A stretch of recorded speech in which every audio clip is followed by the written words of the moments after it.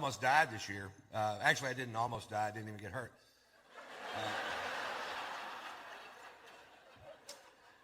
I was in a near-miss plane crash. We were making a movie, and I was flying from Flagstaff, Arizona to Phoenix, Arizona, because my manager doesn't own a Globe.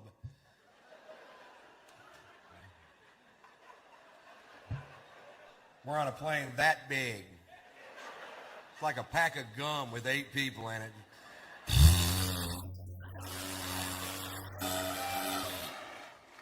And what happened was we took off from the Flagstaff Airport Hair Care and Tire Center there. We're traveling at half the speed of smell. We got passed by a kite. There was a goose behind us, and the pilot was screaming, "Go around!" We get halfway to Phoenix, we got to go back. It's a 9-minute flight. Can't pull it off with this equipment. We had engine trouble. We lost some oil pressure in one of the engines, and they told us about it over the speaker system of the plane, which was stupid because they could have just went, "Hey, we lost some oil pressure."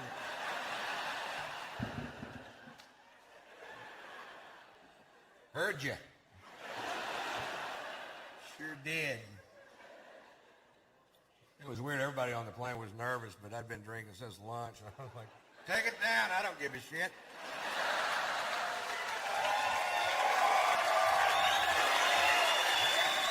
You ever have one of those days? Hit something hard. I don't want to limp away from this piece of shit. The guy sitting next to me is losing his mind. Apparently, he had a lot to live for. He goes, "Hey, man, hey, man, if one of these engines fails, how far will the other one take us?" "All the way to the scene of the crash."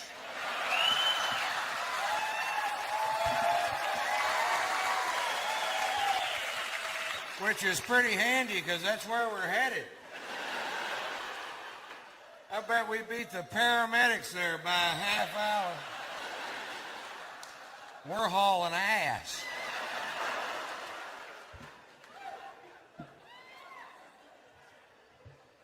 So I've got a really good job. I like my job.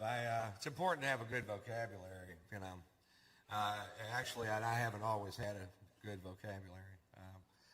When I was young, if I'd known the difference between antidote and anecdote, my friend Bob Schneider would still be alive today.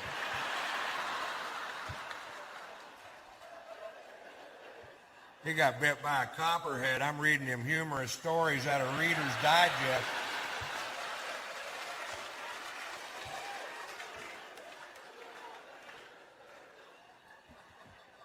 I'll tell you a little bit about myself. I'm from Texas. I'm a cowboy, a real cowboy. I was a bronc rider for 6 years of my life, and it's affected me. Now when I have sex, my arm goes like this.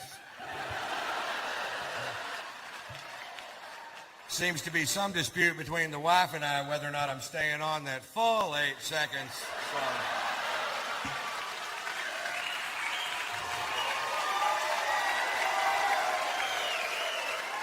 So we got the timer and buzzer and set it up right there in the bedroom, and I taught her the meaning of the phrase most of the time.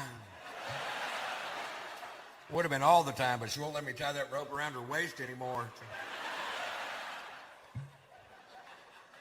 She hates it when I spur her out of the chutes.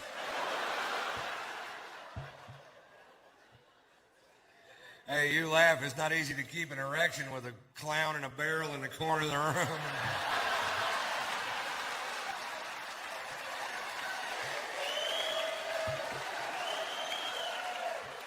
Is it, sir? You got to focus. I'm probably not a typical Texan in that I don't hunt. I fish, but I don't hunt. And not because I think it might somehow be more holy to eat meat that's been bludgeoned to death by somebody else. That's not it. It's really early in the morning. It's really cold outside, and I don't want to go. My cousin Ray, on the other hand, thinks killing a deer with a deer rifle is magic in the forest. I'd like to do for you now my impression of my cousin Ray after the big kill.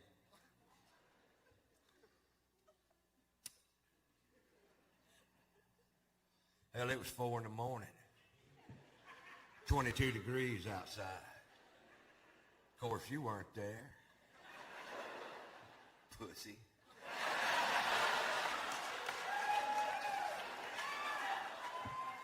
I'm in a camouflage deer blind with grease paint on my face. I've got deer urine on my boots. I'm not sure why. I made that part up. I got a 30-06 with a 12-power scope and a bullet that'll travel 2,200 feet per second. When that deer looked up to lick the salt sucker I'd hung from the danged old tree, caught him right above the eye. Well, yeah, well, I hit one with a van. Going 55 miles an hour with the headlights on and the horn blowing. Woo, that's an elusive little creature. If you ever miss one, it's because the bullet's moving too fast. Slow the bullet down to 55 miles an hour, put some headlights and a little horn on it. The deer will actually jump in front of the bullet.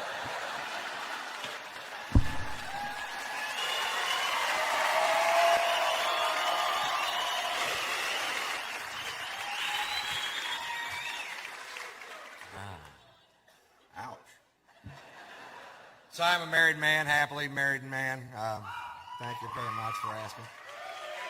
I married a rich woman, if you ever have a choice. Go ahead. Actually, that's the lie. She's not rich at all. Her parents are loaded. And they hate my guts.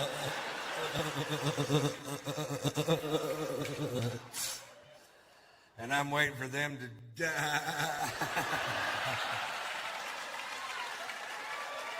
And you'll know if they die, too, because you'll never see my fat ass again.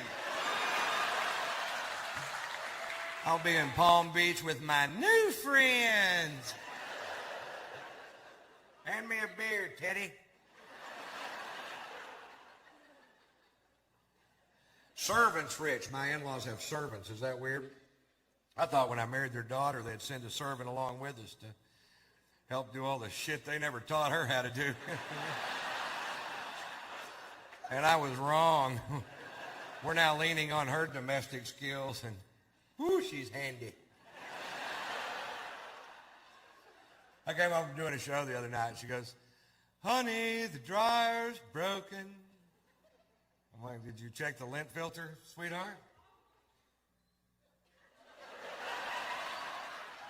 "Sit down, honey, I'll check it." I open it up. "Is there anything in there?" "There's a quilt in there."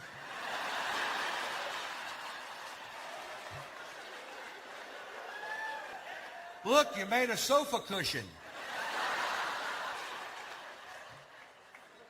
I hear a lot of this. I hear a lot of, Ron, you're a pretty good-sized old boy.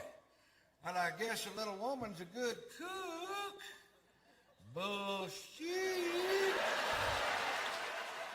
Oh, it got a little better when she figured out that smoke alarm's not a timer.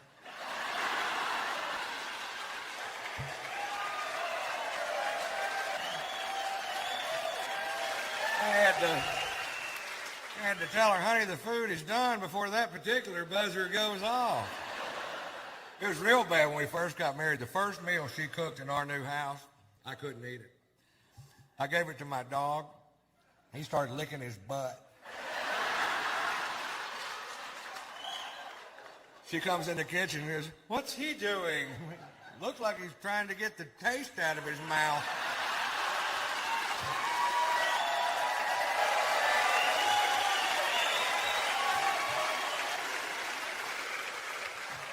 Everything's an emergency to my wife because she never had to deal with her own problems. Spoiled, catered to her whole life. There's no cure, right, for that. I was in Atlanta one time. She calls me one night, misses me in the hotel room. They catch me in the lobby and tell me I have an emergency phone call from home. I knock over 10 people in the lobby of a very nice hotel thinking maybe my in-laws.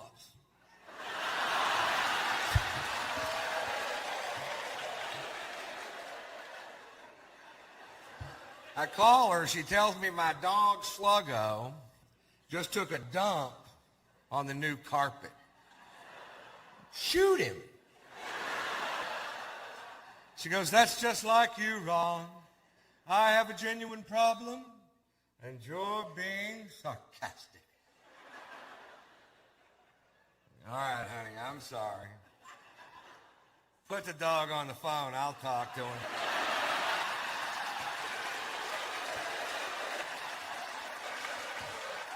What do you want me to do? I'm in Georgia. I can't pick up the turd.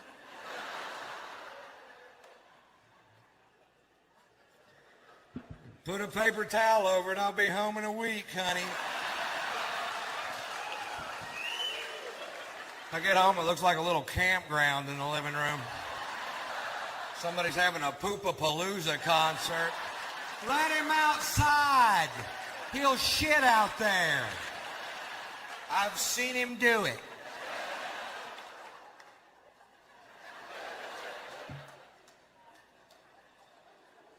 And there was a 30-page article about diabetes. And I read every page. And by the time that plane landed, I had diabetes.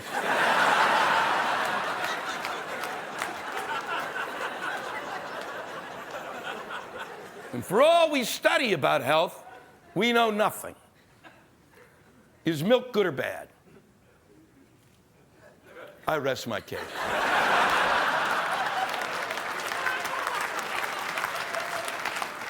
You don't know. You don't know anymore. And a lot of you were sitting there thinking, fuck, I'm an adult. I don't have to drink that shit anymore. When I was a kid, you knew milk was good because there was only one kind of milk, moo cow fuck milk, and that was it. And you had to drink 4 glasses a day. Now you don't know, because when you go down the aisle of the grocery store, there's milk, the milk aisle goes on for fucking ever. There's 1%, 2%, low fat, skim, acidophilus milk. What the fuck are you talking about? Acidophilus milk? Milk doesn't need a friend. That shit belongs in the yogurt section. Lactose intolerant milk, kiss my dick.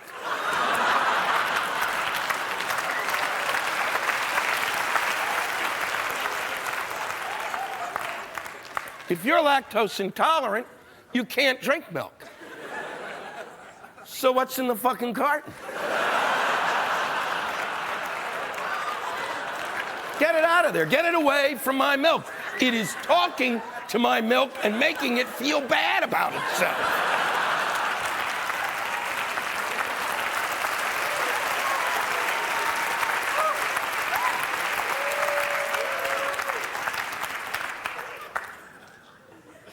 Soy milk.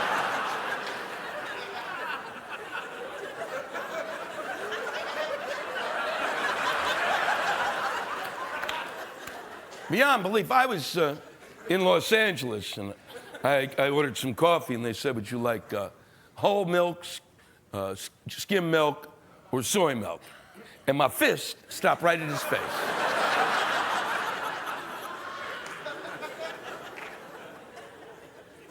There's no such thing as soy milk. It's soy juice. But they couldn't sell soy juice. So they called it soy milk. Because anytime you say soy juice, you actually start to gag.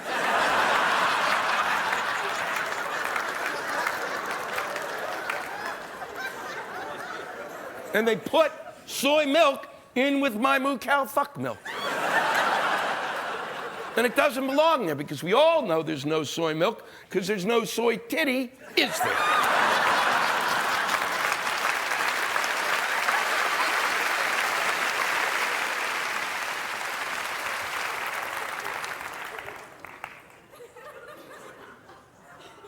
We care so much about health that during the last 25 years, we destroyed water.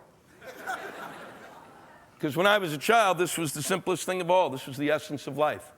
And when you were thirsty, that's the operative word, ladies and gentlemen. The word is and has and will always be thirsty. Not hydrate. They made that fucking word up. I could go anywhere in my house when I was a child. You know, there was 3 or 4 different rooms. I could go into my basement and I could get clean water and drink it. And then go back out and play. And those were great times.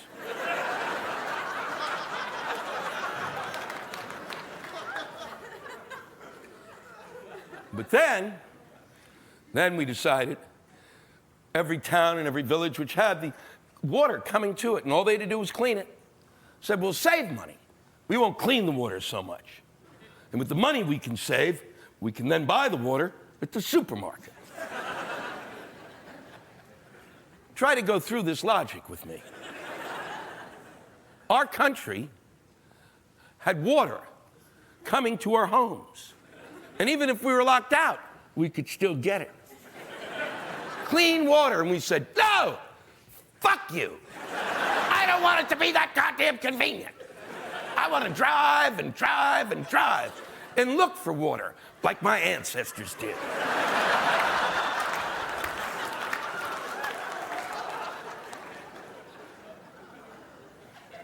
So we now buy water from Coke and Pepsi.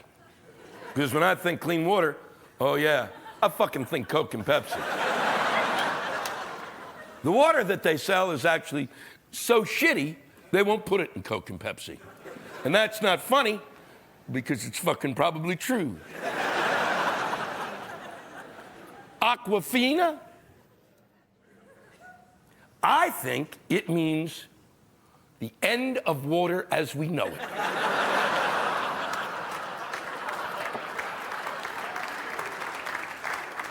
Then there's spring water. All sorts of spring waters. Deer Park, which I don't touch because there's a picture of a deer, and you don't need a deer pissing and shitting in your water. There's all sorts of spring waters. It's bullshit. Because nobody's ever seen a spring. Nobody's ever fucking seen a spring. There's no such thing. Fuck, when was the last time you said, boy, I can't wait to go to a bottling plant? You know where spring water comes from? There's a couple in Pittsburgh that sits in a bathtub and fills these fuckers up.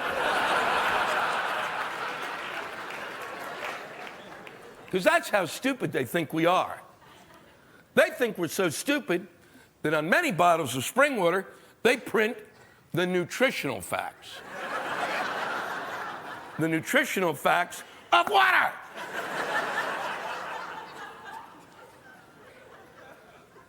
How dumb do they think we are? It's as if they believed that we fell asleep on a nuclear reactor and our brains had melted and we are now nothing more than meat with eyes. I wonder how many calories are on water. Let me look.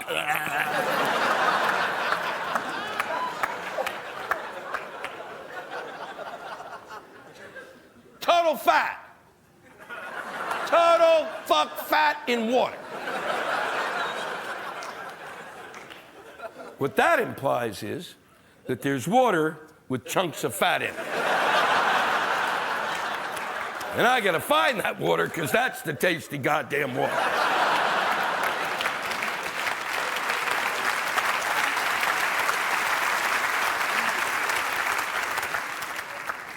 And if that weren't enough, they print next to the calories and the total fat, all of the zeros that are there, they print the percent of our daily requirement. If they think we're that stupid, the labels on spring water should just be written in crayon, with the R reversed, and a finger like this.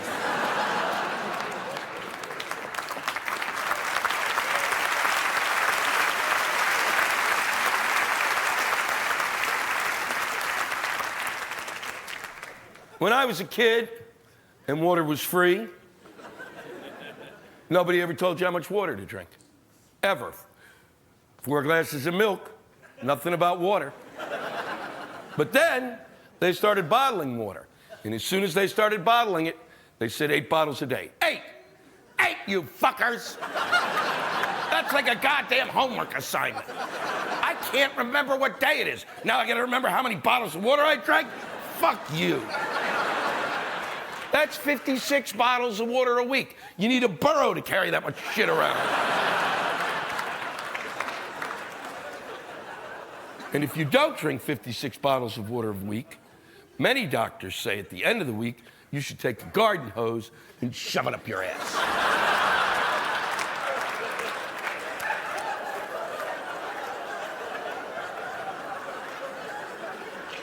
Money. That's a very stressful purchase, right? So you do the math. You're like, if I get my own juicer over the next 12 years, I can save me about $1 million. That's a no-brainer. You tell your friends about your brilliant plan. Your friends offer you their juicers they no longer use. You don't see the foreshadowing. You reject the juicer. You say, no, thank you. That's not the right one. No wonder you stopped juicing. I did the research. I'm getting the top of the line mistake. So you drop like $400 on a cold press masticating juicer. You go to the farmer's market, you get the freshest ingredients. You know they're fresh because they're dirty. You like that quality. You know, there's no glossy fruit at the farmer's market. It's a matte finish. You get your dusty harvest, you go home, you scrub, you rinse. You cut it up into little pieces, you juice it, you clean the equipment, you put that away, and like an hour later, you're like, that's never gonna happen again. No way, man. No way. It was fun. It was fun to play Jamba Juice one time, but I'm retired now. I'm done. You know it's over for the juicer because I put it on top of the fridge with all that weird greasy dust. You know that dust? That's that forever dust. That's not going nowhere. That's gonna be oil one day. It feels bad. It feels bad. That's $400 just sitting on my fridge. It feels bad, but I look at it as therapy in one shot. Now I'm cured. Now I buy juice at the store, no problem, no stress. I'm like, $10 a bottle? Yeah, that's a good price. I've been on the front lines. I know what it takes. Thank you for your service.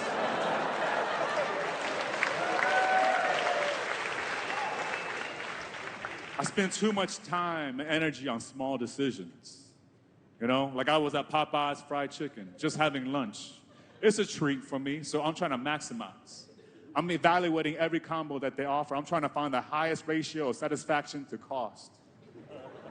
During my analysis, this dude walks in, no hesitation. He orders 1 breast, 2 biscuits, and a soda. This is not a combo at all. He saved no money on that order. I was in shock. I was like, dang, you up in Popeye's ordering a la carte right now? Man, I want to be that rich one day. That's my dream. One day I want to walk into Popeye's and just start freestyling. Just off the top. Don't even look at the menu. You just drop me a beat. I'm going to order from the heart.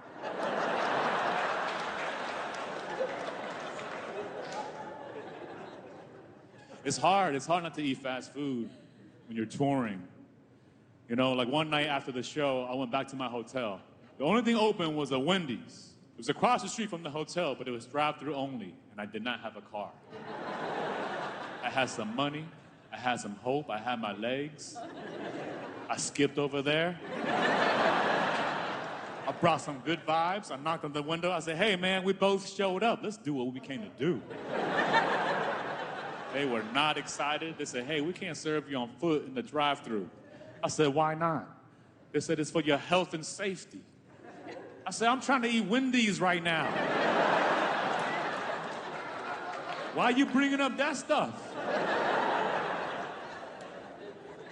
They would not budge. They would not serve me. Finally, I had to call an Uber to take me around the building. I was precise. I was like, pick me up at the menu, drop me off at the window. It's a short ride. I'm sorry, but I'm gonna get you some nuggies. Recently, I was on tour. I was in Canada, and in Canada, you can only buy alcohol at certain government-run liquor stores. I didn't know this. I was at the grocery store. I accidentally bought a six-pack of non-alcoholic beer. I should have known something was off. It was room temperature. That's a small red flag. I went back to my condo. I put 5 in the freezer. I put 1 in a bowl full of ice. Got it real cold. Cracked it open. Took a few sips. I was like, oh, that's not refreshing. I looked at the can. I was like, oh, that's not even alcohol. This is basically bubbly barley juice. I was resigned. I was like, I guess I'm gonna have a sober night. I guess it's bedtime soon. Next thing I knew, I finished the can. I drank the other 5. I killed the whole 6-pack. At which point I realized, man, I'm really out of control. I'm also suffering from non-alcoholism as well. That's bad, man. That's bad. I'm not gonna make it. I'm gonna be the first guy to lose his life to basic fluids.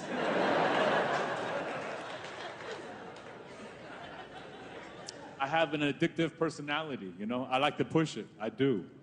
My tolerance for weed and alcohol right now is way too high. I'm trying to bring it down. My friend recently told me about a drug called DMT.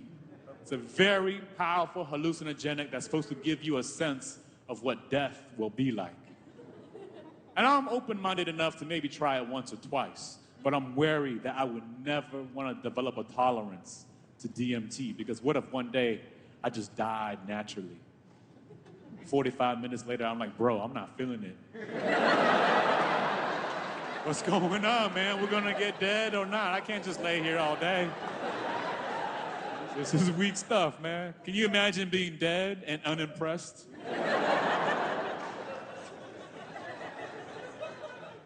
I'm grateful. I'm very grateful for this journey in stand-up. I spent a good amount of time in New York City. Great place to elevate your skills as a comedian, but a tougher place to exist, for sure. When I first moved to New York, I didn't know how every time you renew your lease in New York City, the rent has to go up every time. I didn't know that. I've lived around, and most other cities, the landlords give you a few years to step up your life. That's reasonable. New York City landlords are like, you got 1 year to get 10% better. You better hurry. 10%, man, that's a lot. Every year, that's a big return every year. That's a lot of pressure. My parents never gave me that kind of pressure. I felt like I was in New York City trying to make my landlord proud. It was weird. I felt like my dream was to buy my landlord a house. I want that for him, you know, because he pushed me. He believed in me. He chose me for Unit 16.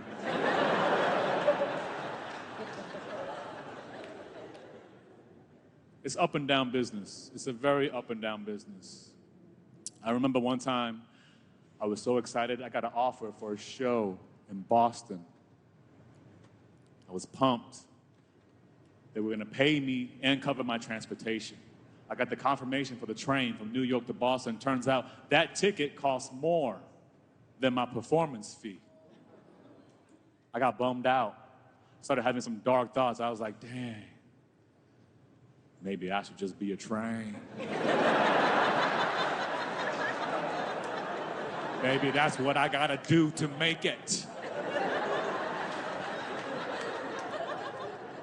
I know my nephew would be pumped to see me. Hell yeah, I'll be Uncle of the Year forever. I mean, partly why I do this is to inspire people like my nephew to follow their dreams. And the Asian American comedian, that's pretty exciting, but to be the first Asian American choo-choo train, that's trailblazing. I love this life, I do, I appreciate it, but you know, sometimes I miss the stability of my old job. I used to work in an office, you know? The best part about any office job is the fact that you can print. You print whatever you gotta print, man. That's why I went to work. So I could get paid, I get health care, and I print stuff for me and my loved ones. I know you got a printer at home. We all got a printer at home. That's for emergency use only. The printer at home right now, that printer is currently unplugged. It's dusty. It only has cyan. All your documents come out blue. Oh, you an architect?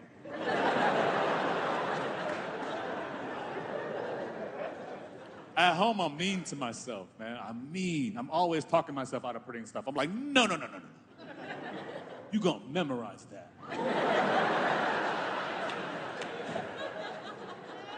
If I have to print at home, I'm like, okay, we're gonna select the pages. There's no print all. Print all is for work.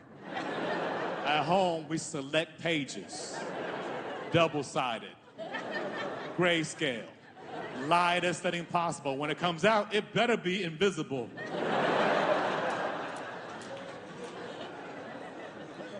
That's why it's so fun when you go to work, right? At work, you print fast, loose. You show up trigger happy. You ready to control P all day. You might not make the kind of money to live the life you dream of, but you can certainly print like you do. At work, it's all about being wasteful with no remorse. You don't feel a thing. You don't feel a thing. Have you ever thrown away documents that you just printed? You just click print all. It just came out. It's a fresh little stack. Have you ever thrown away warm paper? It feels wrong. Feels like maybe you should wait for it to cool down before you throw it in the garbage. It just got here. Let it live a little bit. But you don't hesitate, because that office life made you a gangster.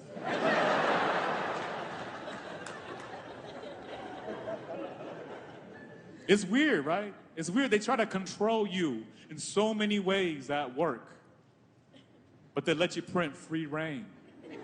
Ain't that suspicious? Because they know. They got to leave us a little something to turn to when we feel like we have no control. They can't take away printing right now. Printing is the only thing stopping the revolution. When they say stuff like, oh, we need you to come in on Friday after Thanksgiving, that's when I'm like, oh, okay. Okay, I guess it's time for me to self-publish my Gmail account. I guess it's time for me to back it all up on paper. People use a cloud, I'm gonna use trees.